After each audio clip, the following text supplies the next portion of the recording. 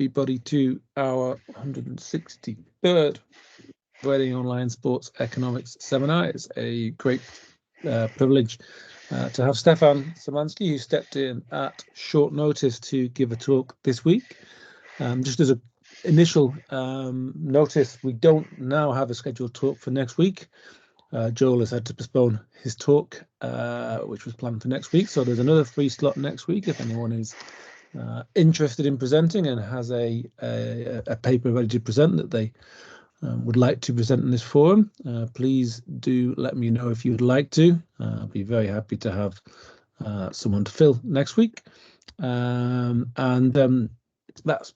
pretty much all from me. We have the usual format, and Stefan is going to present on the end of the transfer system. So Stefan, please do take away your talk.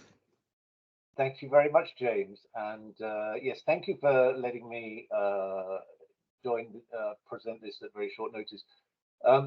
This is a slightly unusual paper, I would say, and I am actually nearly finished writing a paper about it, because it's really about an economic policy question, which, if you think about it, we don't really talk about that very much. I think in the Roses seminars, there's not a lot of pure about economic policy. There's a lot about empirical work, some theory, and yet, in many ways, economists should have a lot to add to policy debates. And I want to present this today to suggest that actually right now, that there's actually a moment where economists have the potential to contribute to a very significant policy issue in football, which is, as the title says, the end of the transfer system. But notice in parentheses the question mark. I'm not saying it is going to end, but there is certainly a serious question mark against the transfer system, which has been really to many ways a central feature of football from professional football from its very beginnings. And so any potential fundamental change in that system should be of interest. So let me just get going then by explaining how the current transfer system works, roughly speaking. So transfer of players between clubs is regulated by something called the Regulations and Status and Transfers of Players, with abbreviated as the RSTP. This is the latest edition. It's issued by FIFA as the world governing body of the game. So I picked out 3 articles which are really relevant. So first, Article 5, just to be very clear, we are talking about player registration. So when people talk about owning players, there's no ownership of players, but there is an ownership of a registration. Every professional player must be registered, and you must be registered by your club with FIFA, and otherwise you are not permitted to play within the FIFA system. So every player that is registered is typically under contract with their player. And you can see Article 13, a contract between a professional club and a professional and a player may only be terminated upon expiry of the term of the contract or by mutual agreement. And so that is respect of contract.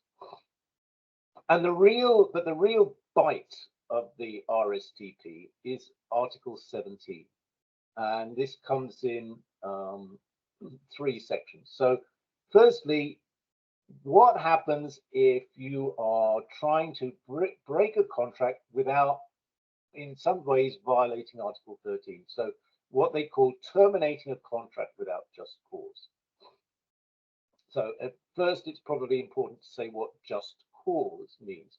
So you are free to leave your club if your club is not paying you. If they contracted to pay you money and they don't pay you, you're free to go, essentially. That's just cause, because they breached the contract. If they breach the contract, then the contract's over and you're free to go. So that's just cause. There is something else called sporting just cause. So sporting just cause is you're employed by the club, they pay you and all that, but you don't get to play. and there's a specific percentage of games which you have to be able to play in order to be considered to be in order for the club to be considered to be acting in good faith. So there's sporting just cause as well. If they don't play you, you're free to leave.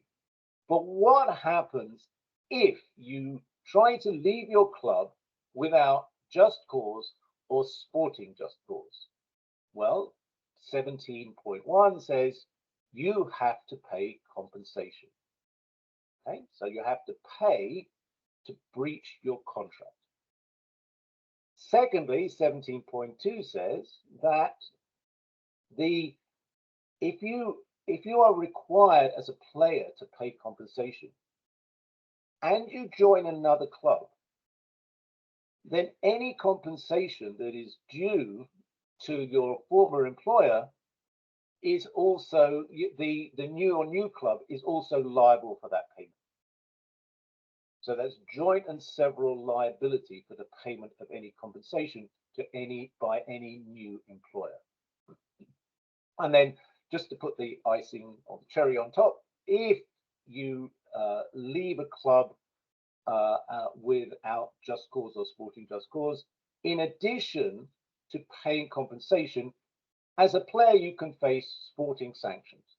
The sporting sanctions mean you can be suspended from play, so your career can be interrupted.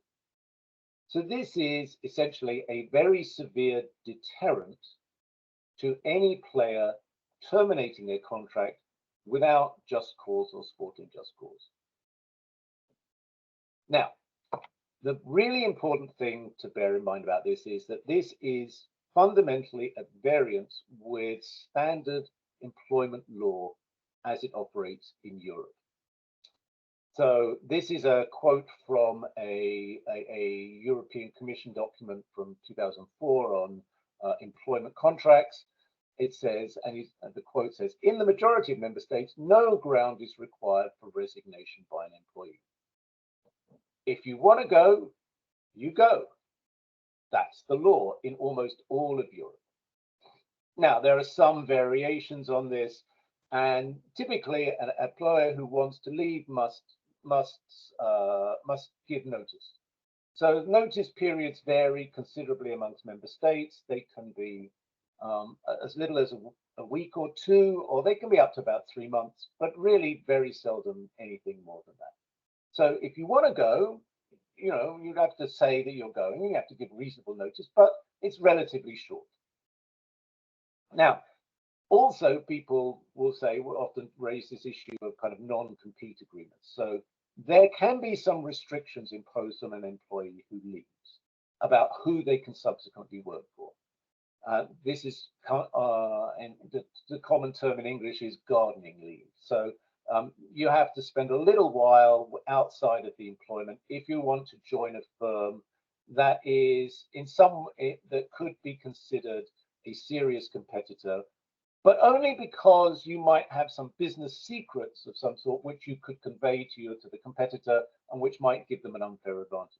So it's very specific, and you can't impose unreasonable restraints. So again, this can only be for a matter of months, not years typically, and only in very specific cases where there is actually something clear to protect. Like suppose you're working on, I don't know, you're working on the next iPhone for Apple, and then you get, Samsung want to hire you to work on their phone. Well, you might take some secrets, and so that could be an issue. But that's the very specific circumstances under which those kind of agreements are made.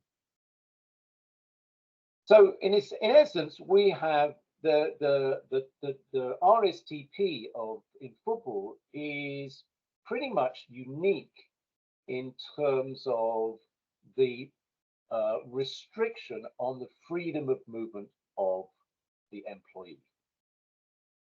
And just to hammer home this point, the fundamental treaty of the European Union, the TFEU, lays down, which is essentially the constitution of the European Union, lays down in Articles 45 to 48 that workers must be guaranteed free movement within the European Union. And not only that, but also Article 101 prohibits restraints of trade. And one of the ways in which employees have traditionally been protected from onerous contracts is certainly in English law, is through prohibitions on restraint of trade. So you can't stop somebody from pursuing their trade just because they want to leave your company. So this is it's not just standard practice. This is also a protection in law. So I want to talk about the issue which has raised the current concern about the transfer system relates to the case of Lasana Diarra. So Diarra signed a 4-year contract with Lokomotiv Moscow in 2013. And the year later, he fell out with his coach during the summer, and apparently he didn't turn up for training sessions. And there's a dispute about who was at fault.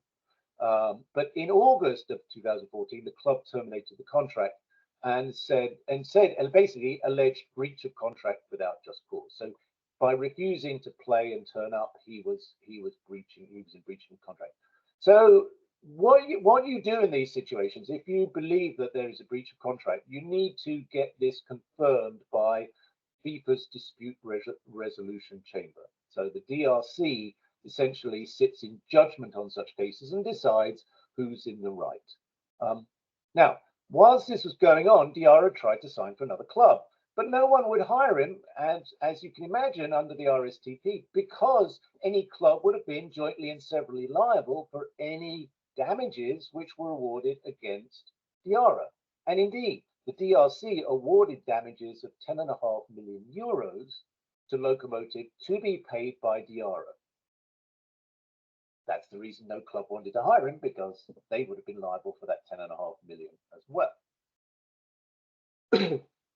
At this point, Diarra then decides to take the Belgian Football Association and FIFA to a Belgian court, and the grounds on which he's doing this is essentially a restraint of trade. He says that the FIFA and the Belgian FA should have given him an international transfer certificate to enable him to play at another club, even while he was in dispute with Lokomotiv Moscow. The Belgian court then refers this question to the European Court of Justice, which is the highest court of the European Union. And they ask the court to rule on 2 questions. And so here are the 2 questions. Is the refusal to provide the international transfer certificate, is that contrary to freedom of movement, Article 48, and competition law, Article 101? That's question number 1. Question number 2 is the principle of joint and several liability being placed on any club that hires the player while in dispute, is that contrary to Article 48, freedom of movement, and competition law, Article 101? And this question has been before the court actually for a few years. Actually, this has been dragging on for quite a while, as you can imagine. So how does this work? Well, there's a hearing. Each sides put their cases to the court, and then an individual known as the Advocate General issues a preliminary opinion, and this opinion is published. And after the opinion is published, typically within about 6 months, the court issues its final ruling. Now, usually what happens in these cases is that the court goes along with the opinion. They follow the opinion of the Advocate General. So the Advocate General's opinion is usually whatever you see in the Advocate General's opinion is usually a pretty good indicator of what the outcome of the case is going to be. Now, that isn't always the case, and in fact, it wasn't the case in a very important recent judgment on the European Super League. So in December of last year, the European Court issued a decision which was fundamentally at variance with the Advocate General's opinion in that case. In that case, the Advocate General's opinion had essentially been that UEFA was more or less completely free to ban a super league if they felt that it was a bad idea. And what the court took a very different view of this, and it said what the court decided was that actually UEFA had non-transparent rules about licensing competitions, and until they provided a set of transparent rules, they could not ban any competition. So it was an example where of a very significant difference of opinion between the Advocate General and the full court. So we're going to come now to what's happened just 3 weeks ago. The Advocate General issued their opinion. So you bear this in mind with the context within which the Advocate General's opinion is significant. But the Advocate General's opinion in this case, in the Diarra case, is very striking. It says, there can be no doubt as to the restrictive nature of the RSTP with regard to freedom of movement. The RSTP, by limiting clubs' ability to recruit players, necessarily affect competition between clubs on the market for the acquisition of professional players. These elements are strong indications that there is a restriction of competition by object. So essentially, this couldn't have been much worse for FIFA, really. This is fundamentally saying that the transfer system, Article 17 in particular, is a fundamental breach of both freedom of movement and of competition law in the European Union. In which case, Article 17 has to be struck down. It has to be stopped. Okay, so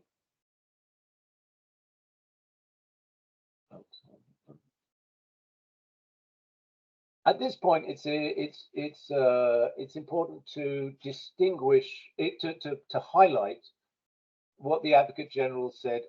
The point the Advocate General makes about this being a restriction by object. This has made some lawyers really sit up and take notice, because there's quite a big difference between a restriction by object and a restriction by effect. So many things that any sports organization do are restrictions by effect. And so the obvious example, the famous example, is something called the Mecca-Medina case, which is one of the pillars of sports law within Europe. So the athletes were sanctioned and prevented from engaging in competition because they had been doping. They claimed that this was a restraint of trade and therefore illegal, to which the court said, well, yeah, it's a restraint of trade. Of course, you aren't able to ply your trade if you've been banned, but it's a legitimate object to stop doping. It's perfectly legitimate. That's the object of the doping rules, not to restrain trade. The fact that they incidentally happen to restrain trade is really, that doesn't really make it illegal. And so, a restriction by effect it's much easier to uphold a regulation if it's just a restriction by effect. But what the Advocate General said in this case is that the transfer system isn't by effect, it's by object. The very purpose of the transfer regulations is to limit freedom of movement and restrain competition for player services. And therefore, it's going to be much more difficult. It's much more difficult to defend such a system. Now, it's not that it's impossible to defend in law a restraint by object, but here's the hoops you have to get through. There are 4 tests that you have to pass, all 4 of these, in order for the restriction to be upheld. So, somehow it has to improve production, distribution, technical progress, economic progress. Somehow it's got to be a real significant economic benefit. And number 2, the consumers have to benefit from this as well. It's not just that it benefits the producers, it must benefit the consumers as well. And 3, it's got to be indispensable. There is no other mechanism by which you can achieve this effect. And 4, even if it did all of that, if it serves to eliminate competition for a substantial part of the market, then it's still illegal. So you can see the decision of the court, the opinion of the Advocate General that this is a restriction by object, almost inevitably brings an end to the RSTP as it stands. Basically, Article 17 would have to go pretty much in its entirety. So this is where I really want to make the case that here is somewhere where we as economists ought to have something to contribute. So what do we think about the transfer system? What do we think? Is it a good thing? Is it a bad thing? How do we think about these restraints? What kind of restraints would be reasonable? Now, there's actually obviously quite a lot written about the transfer system, but mostly these are papers where people try to estimate what they think are the factors that contribute to the value of the player, which is all well and good, but doesn't really address the policy issue as to what the economic costs and benefits of the transfer system are. And I would say there's very little about this. And I draw out four sort of key exceptions here in terms of the theory. Are the founding paper of our subfield, Rottenberg in 1956. Fies and Mulhauser wrote a couple of papers in 2002 and 2003. Marco Turvio has a paper that's interesting about this, and Helmut Dietl and colleagues have a nice paper in 2008 about this. So what I want to do is try to put these, think about these arguments. But before I do that, I want to discuss what I think a simple model ought to have. So here's what I think any simple model of the transfer system really ought to be able to capture. You have to have players of different abilities. So we want to have some system where players are moving, and so they're not, or they can't be completely homogeneous. And then the other thing is that a player's ability has to be possible that a player's ability changes. There has to be some development in there in order to rationalize some kind of a system of trading and transfers. And I think the same thing has to go for the clubs. I think you have to assume that the clubs have different levels of resources at different periods of time, and that the club's resources can change. So I think it needs to be symmetric in that case in order to capture the logic of the trading system. I think that the fifth one, I think, is what I think is sort of an empirical reality about football, is that you have to have a model in which there are no rents for the clubs. That might sound like a slightly odd choice, but I think it's really fundamental. It's something that I think is, I've always thought is the core of thinking about the way that football works. So here I'm just taking one example. This is UEFA's club licensing benchmarking report. And the point about showing this is, well, UEFA drew up this chart in order to suggest that things were getting better. Maybe so. But all I want to point out is the red ink. These clubs are not making money. They throughout the 2000s to 2009 and 2016, they were losing on average large sums of money. Maybe there were 1 or 2 years where things got better, but of course, as everyone will know, of course, next year, 2019, 2020, we go into COVID and things get much worse. So in fact, if anything, since the last 6 years, profitability has fallen dramatically. And if we go back and look at data for earlier periods, it's really hard to find any examples where football has been significantly profitable. Essentially, so why is that? And the answer is, this is a hyper-competitive system. You have large numbers of clubs competing in a global market for talent. You have within each league, within each national association, within each league system, you have a pyramid with promotion and relegation that drives clubs to compete intensively for player services. So, for example, right now, we know that clubs typically are spending something like upwards of 70% of revenue on player wages. Whereas if we compare the major leagues in the United States, it's more like 50%. And that extra expenditure, that increased expenditure is all a function of the intense competition. the clubs would love to spend only 50% of the revenues, but there's knock-on effects. The clubs in the second tier in every country are trying to get into the top tier, and so they're spending beyond their means. Then the clubs at the bottom of the top tier are trying to avoid being relegation, so they're spending everything they can. That's bumping up pressure on the clubs in the middle of the top tier, who are then trying to avoid falling into the bottom of the top tier. And then even then there's further pressure being pushed up to the very top tier, where they are trying to preserve their dominance, and so they're facing pressure. So there's an intense system of competition which drives out economic rent. Okay, so I've tried to think of thinking of this very simple model. Actually, the only way I could really think about presenting this was actually just as a chart. So here's my idea. You think of having basically a matching model where you've got clubs, we've got players and clubs. Players have abilities, clubs have a potential, if you like abilities as well. And so here, I suppose you've got n high ability players and 1 minus n low ability players, and m high potential clubs and 1 minus n low potential clubs. And the way the matching works is, if you're high ability, you have a potential of 1. If you're low ability, you have a potential of 0. If you're high club potential, you have a productivity of 1. If you're a low club potential, you have a productivity of 0. And that in order to produce output, you have to combine the player with the club. So the only output is produced by when high ability players match with high potential clubs.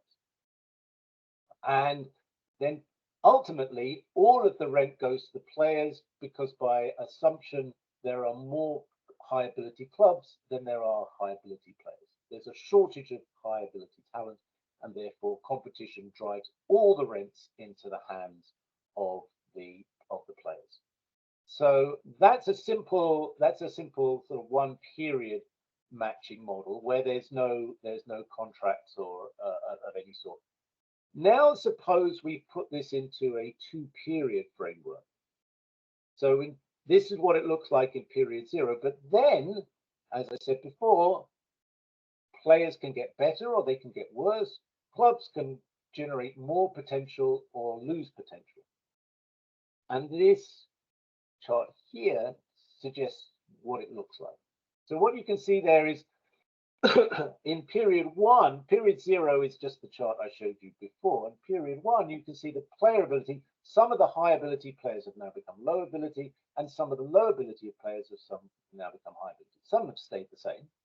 And likewise, some of the clubs with high potential have fallen in potential, and some of the clubs with low potential have now become high potential. So there's still a matching here. So some players and clubs, would not move. They would stay the same, because the high ability players will stay with high ability clubs, and the low ability players will stay with low potential clubs. But there's a group of clubs. There's a group of clubs where there's now some potential for trading. So, for example, clubs with high ability players that now have low potential will want to trade their players, because they can't generate any output with them. But if they trade to a high potential club, then there's a potential rent to be generated there. And likewise, there are high potential clubs with low ability players who would like to buy players, because if they can get a high ability player, they can now produce the rent of 1 and maybe get a share of that rent. So let's think about how this would work in terms of a market, or the market implications of this. Well, firstly, if you just had complete free agency, all that would happen would be that players and clubs would match automatically. So you would get movement, but you would have a match in the first period of high ability players with high potential clubs, and you'd have some moving of arrangement of the players, but they just shift, and all the rents would still go to the players. Now I think, though, there's a transfer system so that essentially in period 0 players enter into a 2-period contract. Now it gets quite complicated because what happens is low potential clubs with low ability players have an incentive to pay them a wage because they might be able to profit from transferring them in the in period 1 if the player becomes of high ability, if the player's ability changes. So now you have, in essence, in period 0, you have clubs that have an incentive to invest money with no return in the short term in the expectation of a potential return in period 1. Likewise, you've now got to think that the clubs that hire, that have high ability players, rather than pay them a rent of 1, they're likely to face a constraint. So an added constraint of this is that it's unlike the rules are likely to be that you can't cut the wages of the players in period 1. So if a player turns into low ability, you now just can't cut his wage. So if that's the case, then you won't pay the player their full rent in period 1 because you have to you now have the risk that they might become a low ability player in period 2, and you still have to pay them their wage. And then you're going to get trading in period 2. So some clubs that have invested in low ability players in period 1 will profit from this process. Some clubs that have that inherited low ability players will now have to pay out money to attract the rent. And in essence, you're going to get a very complex, messy system of trading. You're going to get losses for clubs in both periods. For some clubs, on average, the rents are still 0. But what you've achieved with this trading system is basically a quite complex restructuring of payments between players and clubs. Now, the point of this example is just to say there's no social benefit to this system. The spot trading is just as good. It's not, you've not gained anything, and the trading is just leading to speculative gains and losses. So if you want to justify the transfer system, you have to think that there's something else at operation here. And the question is, what is that something else? What is the thing that's missing? What things are missing from this model? And that's why I think we as economists should be doing. We should be thinking, what is it about this system that would really justify it, that would help it to make sense? Or is there anything? Maybe there isn't anything. So that's where I start off with Turvio's example, Turvio's paper, where Marco's paper talks about training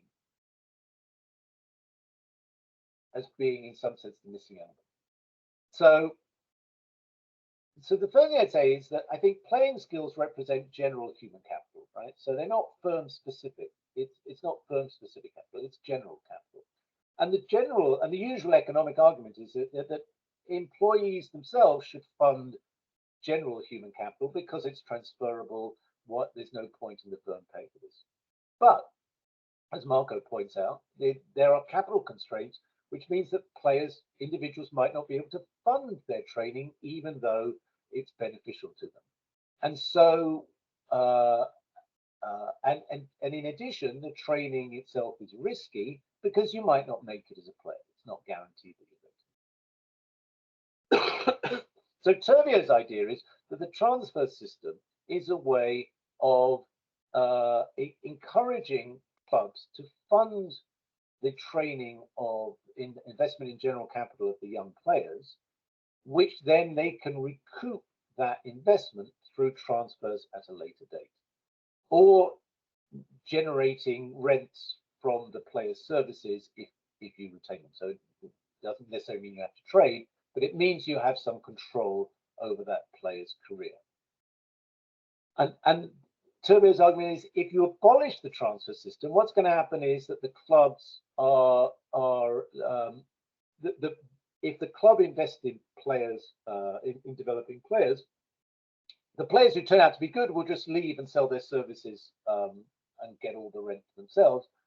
and the club will just lose money on investing in players who turn out not to be any good. And so inevitably, training will collapse and players won't get trained. And then effectively, we have a shortage of professional footballers. We're not generating an optimal number of professional footballers. And Marco's argument is always that you will have some players who are not very good, but there would be better players if you, who would provide who would be more productive, but they never get the chance because there isn't the incentive to provide them with the investment funds to acquire the training. That's well, I think there are three objections to this. So firstly, I think most of the transfers circulate amongst the big clubs. So to the extent that this is there is incentive for training, this is really only happening at the very top end of the market. It's not really a general inducement to invest in training. The second argument I would argue is most of the training is on the job. And so the reason why most clubs invest in player talent is because they want to put out a good team on Saturday.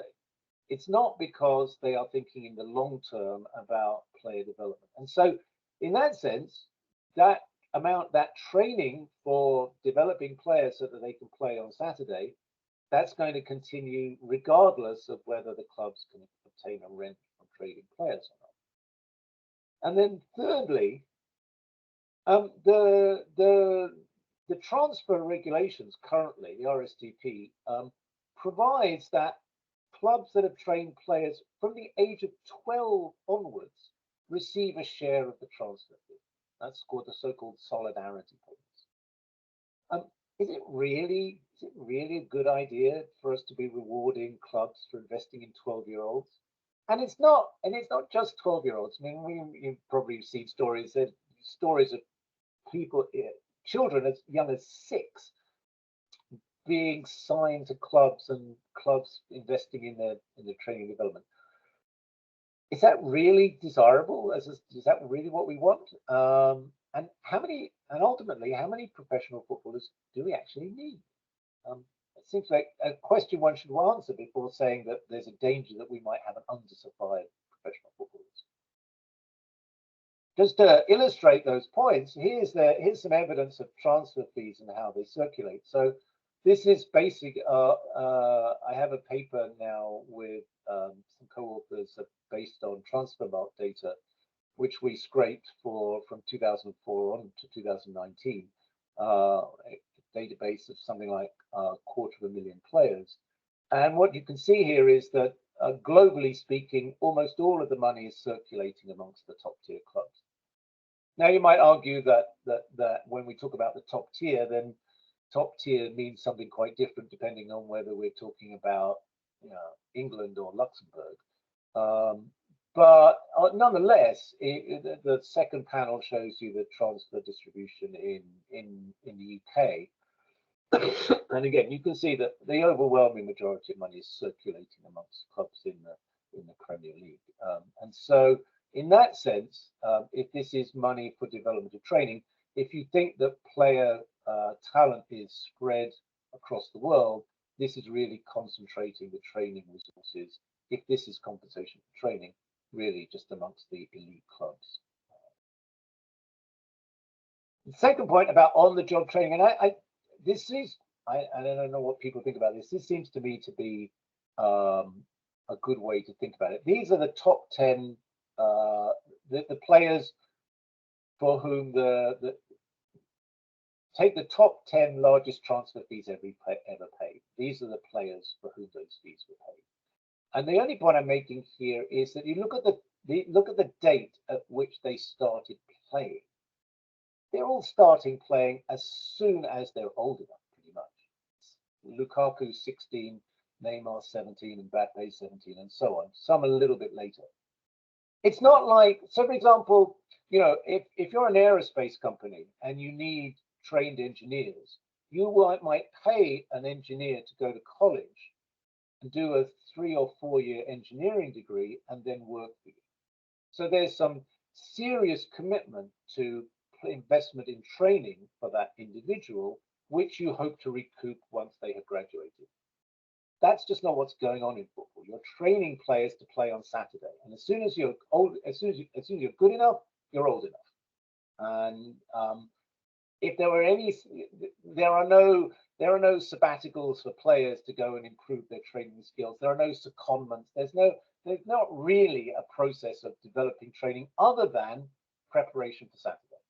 And so I think the idea that somehow there's long-term investments being made here is wide of the mark. Okay. The next argument, and this is an argument that is very much beloved of the lawyers who work on these cases, actually, is this contractual stability. You'll see this. This is talked about a great deal in the legal discussions. FIFA claims this, and in fact, it's so important it's got a Latin term for it. You always know it's important when there's a Latin, right? Pacta sunt servanda. So contracts must be honored.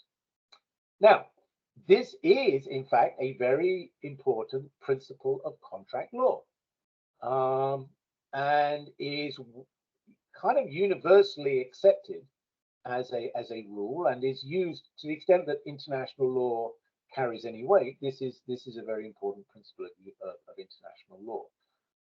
However, employment law is just an exception to this. It is fundamentally conflicts with freedom of movement and prohibitions on restraints of trade.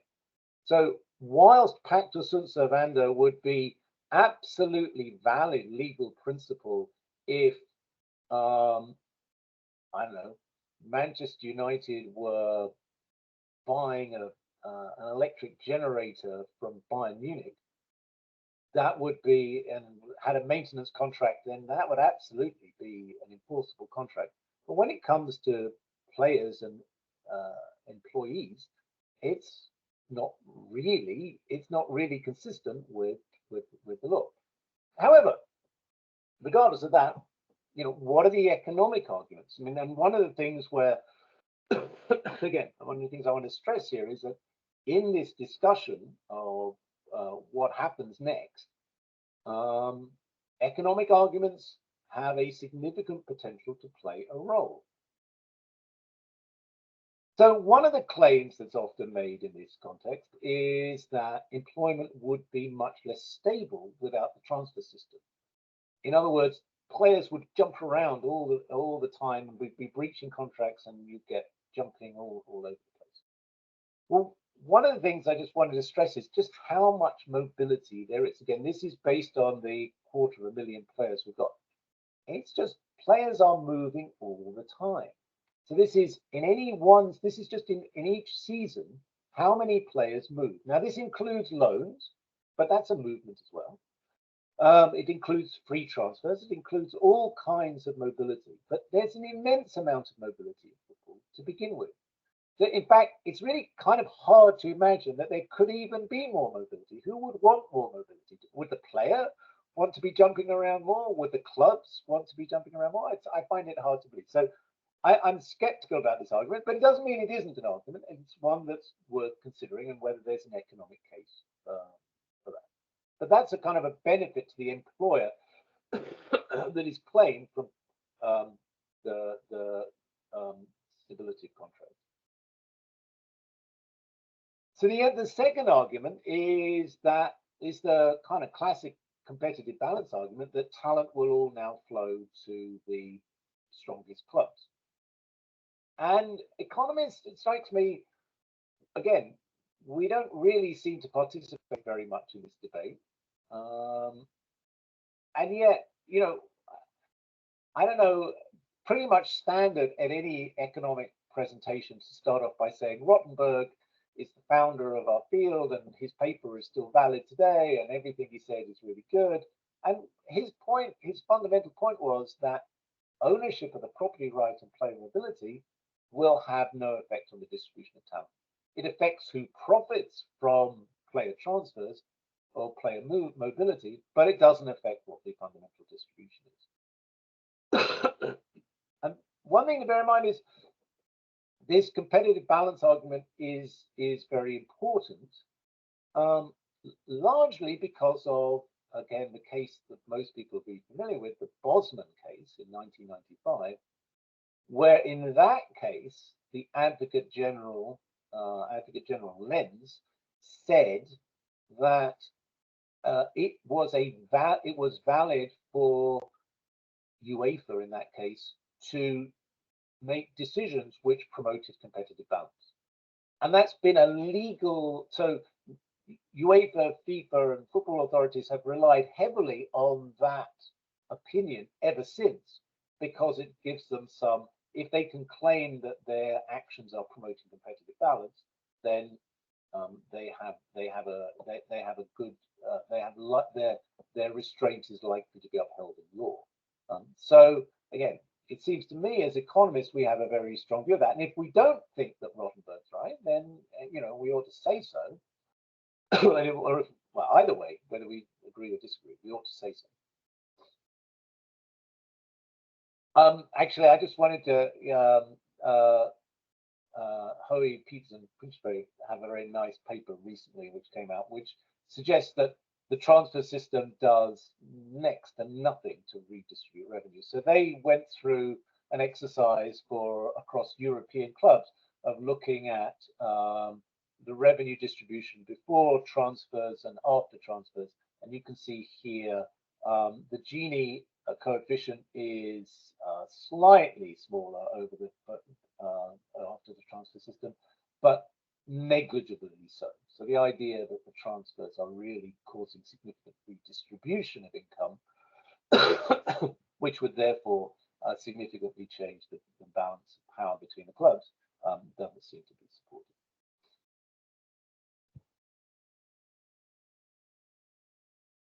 Another argument that you sometimes hear made is that the transfer system helps to maintain economic stability for the club, so in some sense reduces financial distress.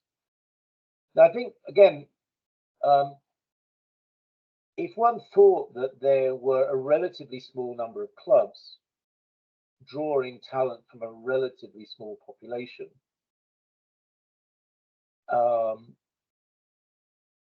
and that most clubs were able to attract a significant level of talent at any one point in time, then that might have some logic to it. But I think the problem with this is that the search for talent is essentially a global search. There are just hundreds of millions of kids out there all over the planet who want to play professional football. And there are tens of thousands of clubs, and they're all looking for this talent. But the number of players who are seriously talented enough to generate significant rents runs into no more than maybe 2,000 or 3,000. And therefore, in that search, the chance that any one club comes up with the star player is next to none. And the chance, and if you do find that player, it's almost certainly just luck. And one of the things so in that sense, it's very unlikely that the transfer system and the production of talent is likely to have any effect on financial stress. If anything, it makes the distribution more random and makes financial distress more likely. And of course, when clubs do get into financial distress and they try to sell players, that's the one time when they find they can't raise much money in the transfer market, because everybody knows it's a fire sale.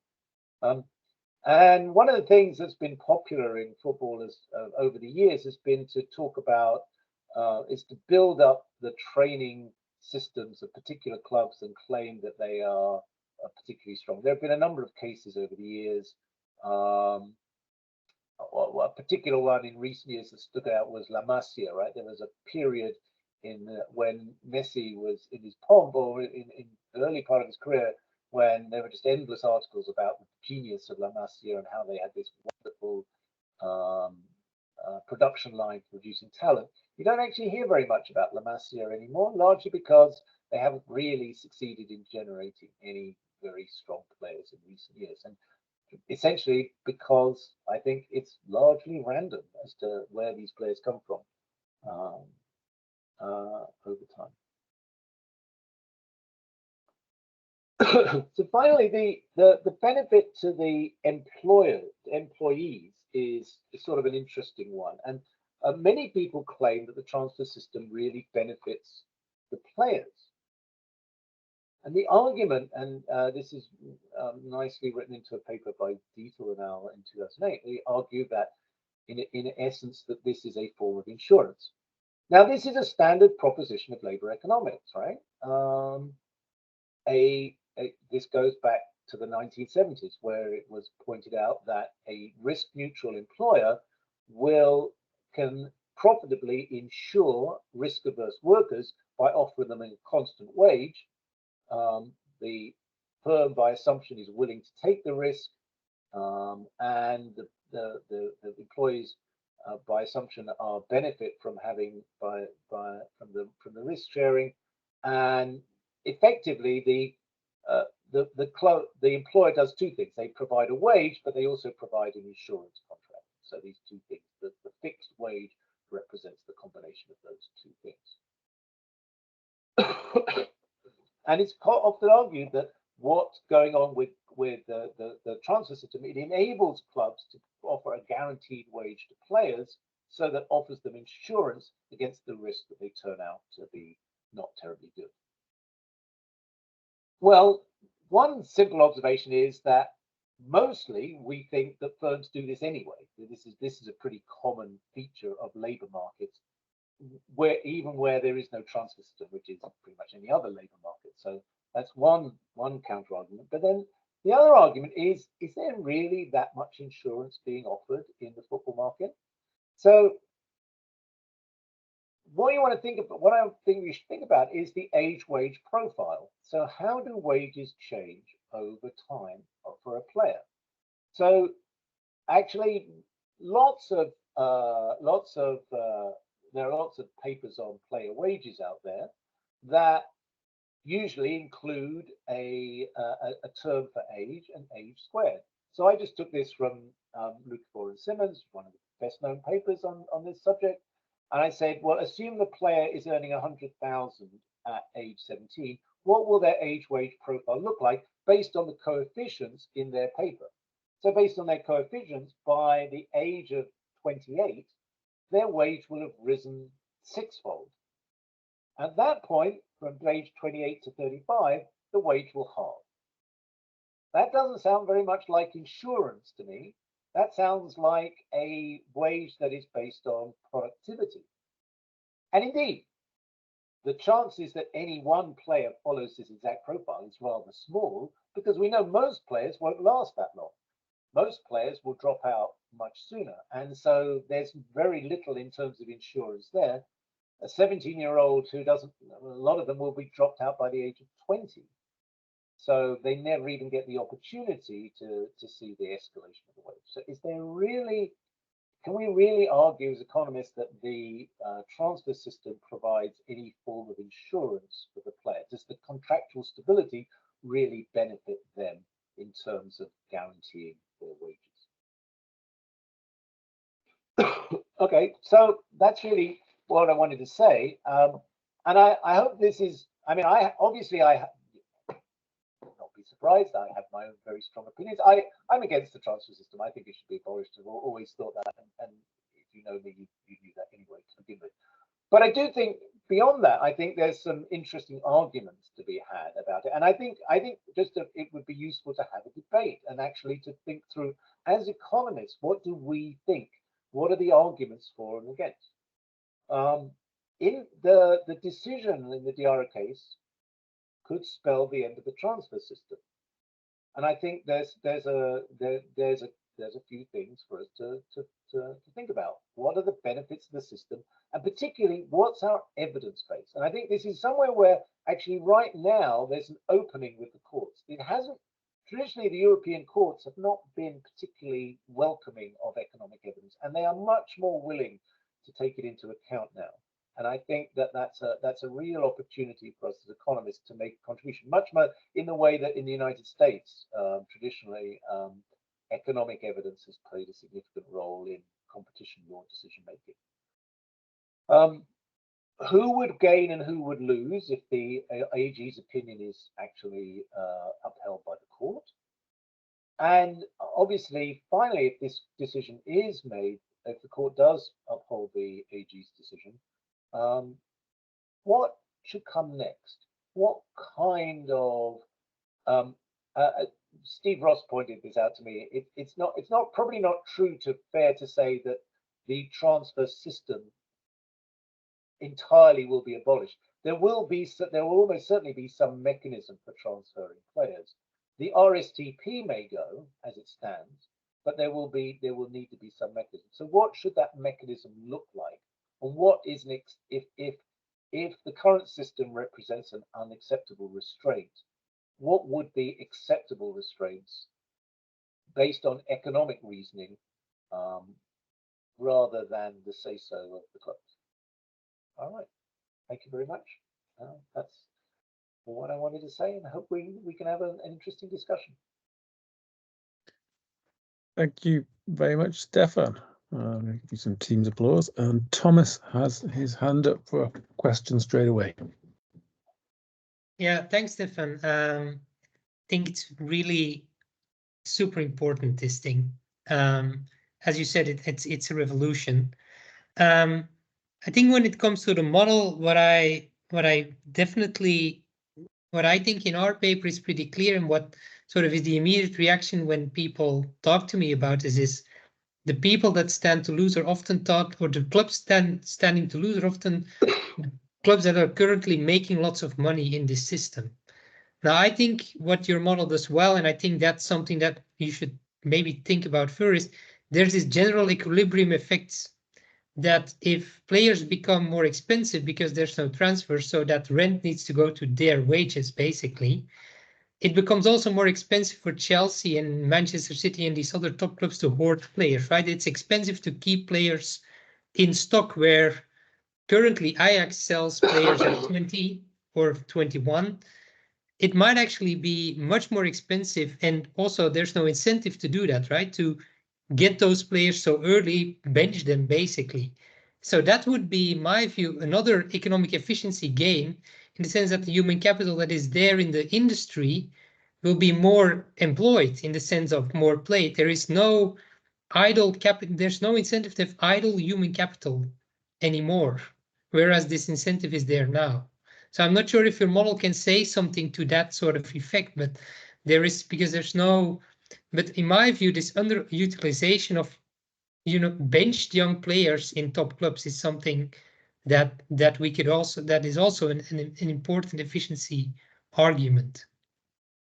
I'm not sure if your model can accommodate this, but yeah, that's a good question. I as it's currently written, no, I don't think it does. But I think you're right. I think that's a very important point. And that as you say, the impact that this has on the big clubs, the assumption, because everybody wants to assume that there's just an greater concentration of talent at the big clubs, whereas actually there's now good reasons for top players to actually want to go to lesser clubs, try out, see if they can boost that club.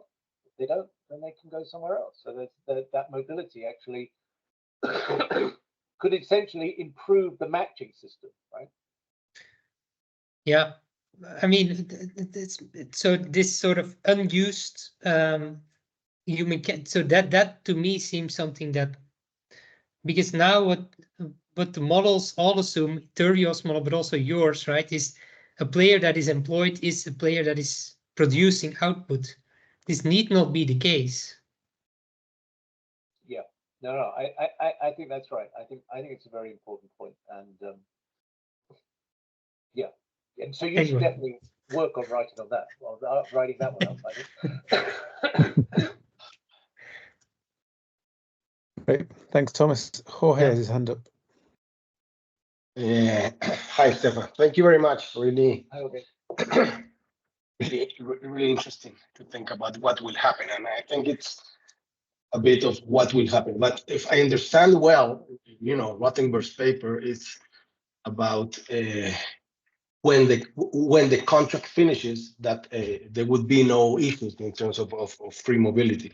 Not this is a bit different. What would happen right now, which is the fact that players could breach a contract because they feel they would not go to train. Like this example you gave us, he would not go to train, and then he would just leave the club. Now, if you think about the consequences, and again, thinking in a global market, and I understand almost everyone here thinks about the big clubs and Europe, and this is a decision for Europe, but it will of course transcend in time. Think, for instance, some leagues in South America have first division teams that were founded in the past 20 to 30 years as a means to make some money for the owner in terms because of the transfer system. So, if they exist because they sell, and they are not selling players to Chelsea, they are selling players to second division teams in Argentina or Mexico or something in Korea or whatever. And they make, the owner makes $1 million a year. That's a good investment that's a good return to investment when you invested to bring the player $20,000 a year. So, if you kind of think of what the equilibrium would be, well, some of these teams would have promising to exist. They have no fan base. And in terms of, teams outside the center of football, which is Europe, well, you would know that if you have a good player and you want to make money, whether your objective is to maximize profits or wins, you will know that the guy will leave, and you will, your returns will be some mechanism that we will have to design. And so I think, maybe you're focusing a lot, or the discussion is being focused a lot on the big clubs, but maybe on the spillovers, that's an important question to think about. Yeah, no, I think you're absolutely right. I think the implications for other clubs are going to be significant, and for the smaller clubs. So I think again, I completely agree with the point that there is an excessive focus on what the implications are for big clubs, when in reality there are tens of thousands of clubs, professional clubs across the world, and many of them are very small, and the implications for these smaller clubs are probably in some ways more significant. So I was just looking for a quote from this is one of the interesting things about the transfer system is that, I mean, obviously it's being defended by FIFA. FIFA is the governing body. They're not the clubs. They're not the leagues. And actually, if you go back to the origins of the transfer system, which start in England at the end of the 19th century, actually originally the English governing body, the FA, was strongly opposed to the transfer system. And I want to read you a quote from a circular that the FA sent around in 1899.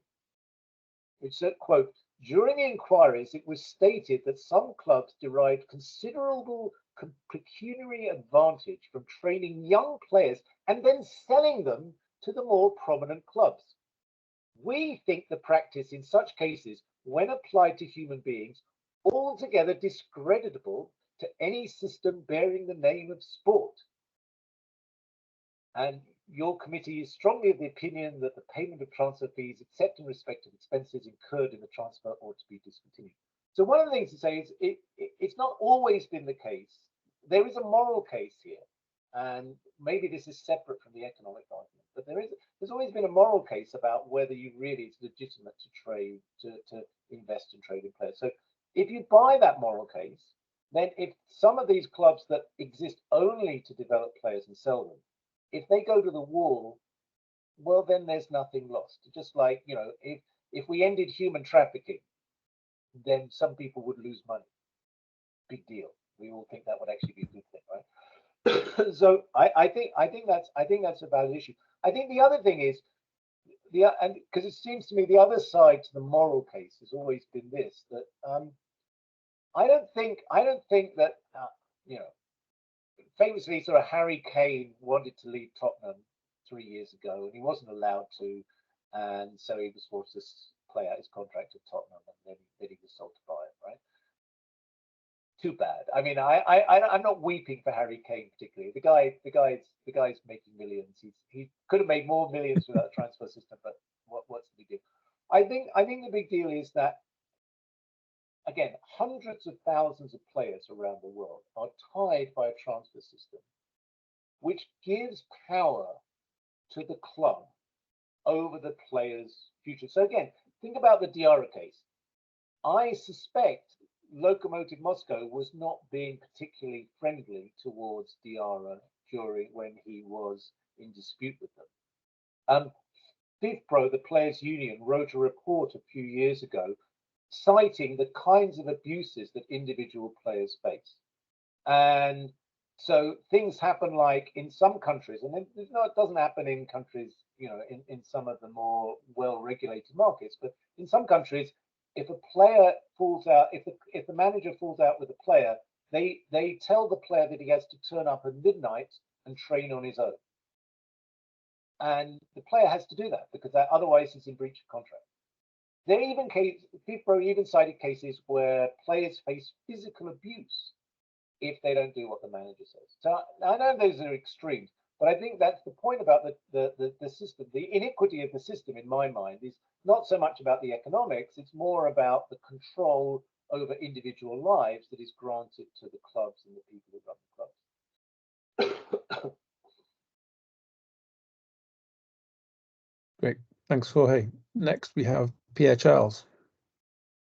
Yeah, hi, I'm Pierre-Charles Pradier from Panthéon-Sorbonne University, and incidentally, I'm the chair of the supervisory board of FIFA Clearinghouse, which is the payment operator of FIFA in the transfer system environment. First of all, I would like to congratulate you for the legal analysis, which is a fantastic teaser, of course, and then for the economic analysis, which is a fantastic analysis, but from a static point of view, because the problem we have here is basically a stranded asset problem, which is that if the ECG rules in the way you indicate, this would simply wipe out the asset side of, 70% or 80% of the assets of all European football clubs, but it won't have any effect outside of Europe, which means that the European football clubs would pay to transfer players from outside Europe and could not be paid to release their players. And that would be a problem only for European clubs. Therefore, I'm not sure we can simply think of designing rules, in abstracto, of what would be better if we start from scratch. Because the problem is that we currently have, we're embedded into a competitive system where Europe is not alone. Especially if we look at what happens on the other side of the channel, which does not recognize the rulings of the European Court of Justice. So for this reason, I think if we try to design any reform of the current rules, we must think of the path we should go along, and not just about comparing two systems as if there were no transition from one to another. And in this respect, your analysis of the inefficiency of the current system is perfect. But the problem is, how do we move to a better system? And in this respect, I'm not sure I see a clear path. So when I look at the analysis of Thomas Peters and his co-authors, comparing the Gini distribution, I understand that this does not take into account the reform of the transfer system, which includes the transfer rewards, the training rewards you've introduced or you've presented, and which were introduced in the reform of the transfer system. I don't think they would change much, because still most of the money is captured by the you know, the top tier clubs. And of course, the trickling down is not much. And it may appear cynical to say that 1 euro doesn't have the same value in Europe and in Africa or South America. But the point here is simply that, you know, this changes is triggering both money flows toward countries where money for sport is important on the one hand, and then a move toward more integrity, because the transfer flows are now being scrutinized by a body which is FIFA Clearinghouse, which is supposed to perform due diligence on the origin of funds. So my only point is that I fully do agree with you from the economic point of view, but I don't see any clear path to move forward. Thank you. Those are really interesting points and very important. And again, I think you know, I'm very pleased that you came to this talk, and I think it illustrates how, again, my point that economists have something to say. We really ought to be participating in this debate because we have views. I just some initial thoughts. I think you're right. The stranded asset problem is interesting again, and that again, fundamentally an economic problem. I wonder about it though in general terms, because I mean it's only relatively recently, historically, that clubs have actually listed player contracts as intangible fixed assets on their balance sheets, right? So it's only really 25 years or so that that's been going on. Which is and still many in the lower divisions, clubs don't tend to do that, right? So because they actually don't have any. The player contracts really don't represent intangible fixed assets. Then the question is, what happens if you wipe those off the balance sheet? And I think that's an interesting question, because clearly, in technical terms, it would say that most of the clubs were I guess technically insolvent, in the sense that their liabilities exceeded their assets by a substantial amount. Well, that's already true for a lot of clubs anyway, and they seem to survive. And whereas the one question is if they borrowed against these assets. That's, I think, is the real question. And it would be, of course, it would be very imprudent to have borrowed against these assets. I think, you know, again, it's such an interesting question, because one of the things is commercial banks are very reluctant to lend to football clubs, period. They don't really do that very much, largely because they've been burnt many times before and they've learned that football clubs can't pay their debts. And what we've seen since COVID is actually, and even before, is the emergence of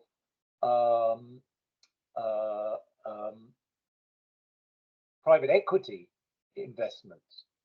And those people are speculating on football to make money for their investors.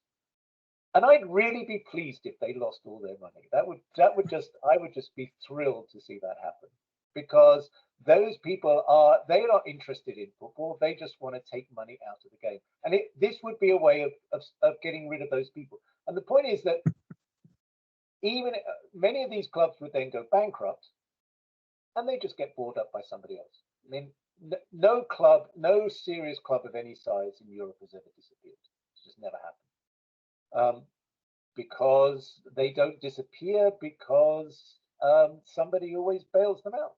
And many clubs have gone bankrupt. There's been an enormous amount of insolvency in European football. Many, hundreds and hundreds of clubs have gone bankrupt, but they always revived in one form or another, because they represent community assets in the end, not financial assets. So that's my initial take on your thoughts. But I think, but thank you. I think it's really, really useful, and you know, I do think the stranded asset point is really, really important. I do agree with that. Great, thanks, King Charles. Thomas Zandkamp. Yeah, I wanted to also find this a super interesting and important point. Pierre. Is it Pierre or Charles or Pierre Charles? I don't know what you prefer. The strange thing with this sort of assets, right? Because in our data, it's something like 15 billion euros in assets in these leagues that is there, which is an asset category that is, to my mind, super strange if you think about where are these, right? The big majority of these assets stands at these big clubs, which we know probably will not be reselling these players for profits, right? So the question is, was this ever a productive asset, or is it indeed just some sort of cost that has been transferred to the future and now is going to be sort of absorbed in one go, which indeed, as you said, would be an amazing amount of money to swallow in overnight, basically. So I think you're completely right, and I think to have a note to not think about the transition is just crazy, because that is just too big of a hump of cost that would be have to be swallowed in one go. And then, of course, the other interesting point is the application of this to non-EU territory, right? So in that I think gives you how far can European law go in also protecting labor rights in other countries. Basically, that is, to me, a very big and important point in this as well. So thank you for your questions. It's more what I want to say. Great, thanks, Thomas. Anna, next. Yeah, so thanks for a very interesting talk. I think I would just like to highlight this kind of broader message you have given in there, and that's that I think we sports economists, we need to get involved in the game. So I think for a way too long period of time, for several reasons, it could have been because as you mentioned, that the legal system were not really kind of keen on looking into these things. Maybe it's that these kind of things are probably relatively hard to publish in A+ journals, so this might be also an inherent issue. But I think we have so many good things already to contribute to some of those issues, and some, like you have shown today, we actually have to explore and maybe set up some new models. But and we've talked a little bit in the conference in Gijón about this.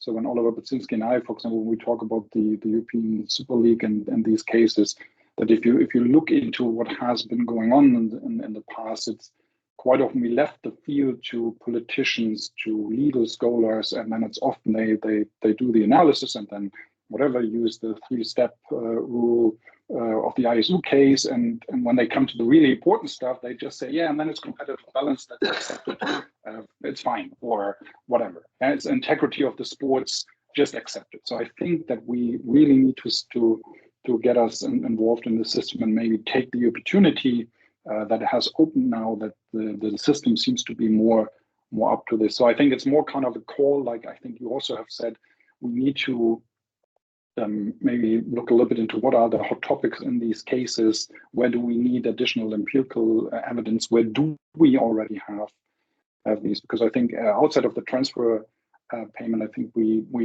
I can very easily see another 2 or 3 very important issues which have been more or less not on the plate so far. It could be all this question of salary caps in Europe, which already is kind of this implicit way of how it is included in financial fair play. It's multi-club ownership, which probably will also become a thing. And I think also a topic we have not really thought about much is also kind of the anti-competitive effects of just prohibiting of moving clubs to kind of larger markets, which is of course also different. So in this sense, it was more just a comment saying I think it's very important that we state this, and that we also send calls into our community and saying let's do something about this, and let's get some empirical and theoretical work done to get our voice heard. Yeah, no, I couldn't agree more, and obviously, but I think there are many ways to do this as well. I mean, I think you know, I mean, I think there are the sort of the big questions, and some people want to really look at the big theoretical questions. But I think there are a lot of smaller practical questions. You know, the issues that Pierre Charles is raising. It's not necessarily the biggest issue, but these are transitional issues that are terribly important. There are lots of small areas where we can contribute and think about these things. But I think, again, within the policy context, and particularly, again, within the European Union, where competition policy and the European Court is now looking at this object effects distinction that I talked about is relatively new. And the whole idea of effects and examining effects and looking at those as economic phenomena is relatively new as well, and that creates, again, an audience for what we might have to say about these issues. Great, thanks, Anna. Any more questions and comments?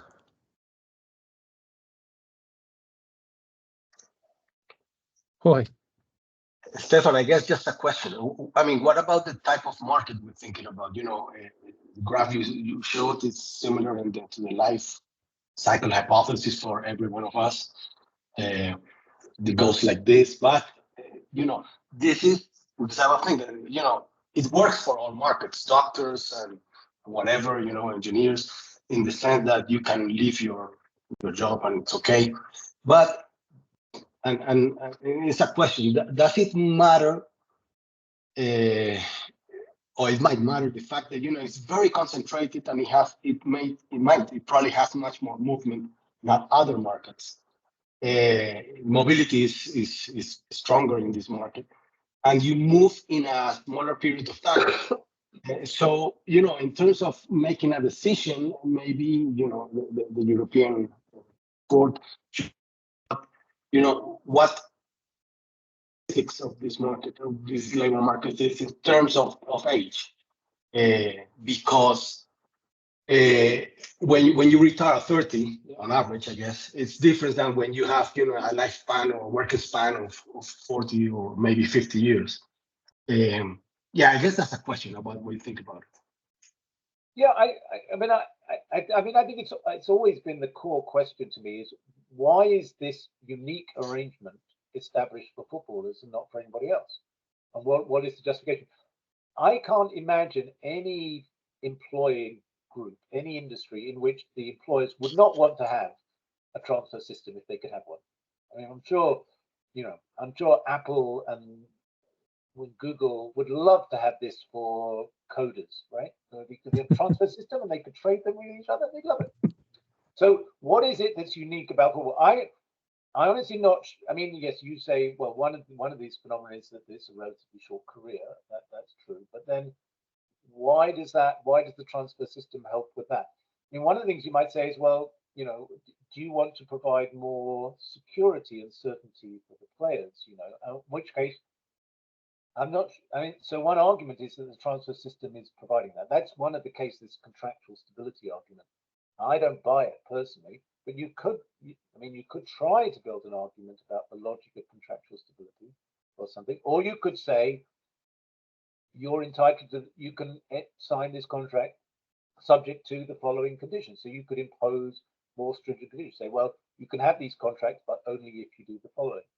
And my own sense is that really the transfer system exists because it's always existed, and the transfer system is justified because it's always been there.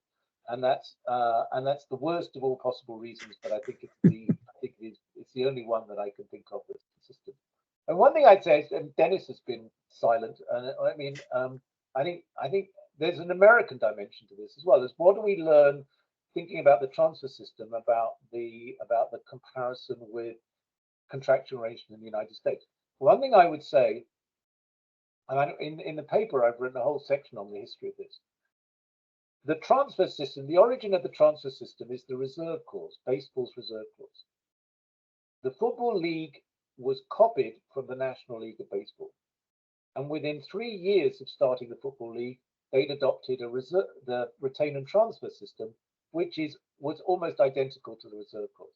So in some sense, the origin of this system is actually American restraints of trade. And in the United States, it's slightly different in the sense that, well, what American lawyers tell me is that it's a bit easier to impose what's called liquidated damages on employees who quit their job before the contract is ended. So in that sense, it is possible to have some kind of penalty contract, and there's a different legal treatment in the United States. And so there's sort of an interesting contrast there about how this works and how and we see, free agents in baseball signing 10-year contracts at the age of 30 or whatever. So you do see quite different contractual arrangements in the North American case.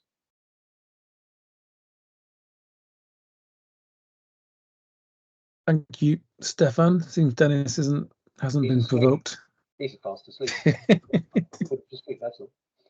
I disagree. I don't need to be provoked. He's right. But the other thing is that we got rid of the retain and transfer system effectively 20 years earlier, in effect, with the way baseball changed things in the mid-1970s. So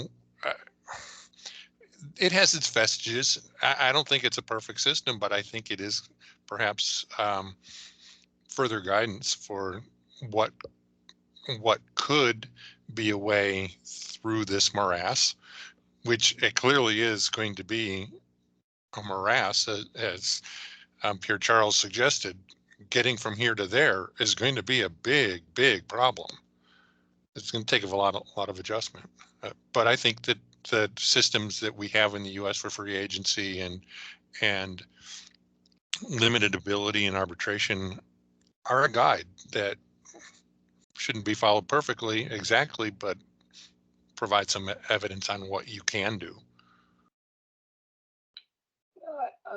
I've always been fascinated by that because, I mean, you say it's free agency. I mean, basically, as a player, you're tied for 6 years. Okay, you have some bargaining rights and so forth, but effectively, the vast majority of players don't last 6 years. So for most employees, they live in a tied system still in baseball, right? Yeah, in baseball, that's absolutely true, that it is 6 years, and the teams play with service time computations and all sorts of things like that. There's no doubt, but it isn't the restrictive system that you have under the retain and transfer system at all, where until your contract is up, you can't move without the club say so, and the club getting a cut of your value. And I think that it's significantly different. I mean, you got in the first 6 years, you have limited rights to move, do you? Don't you? I mean, you can't just walk out and say, I'm going to go and play for. No, right, exactly. You can't just walk out. I mean, you can leave baseball for sure, right. And the limitations are much less restrictive in American football, for example, than in baseball. Baseball is probably, I don't know the hockey regulations, but baseball's probably the most restrictive of the major North American sports, for sure.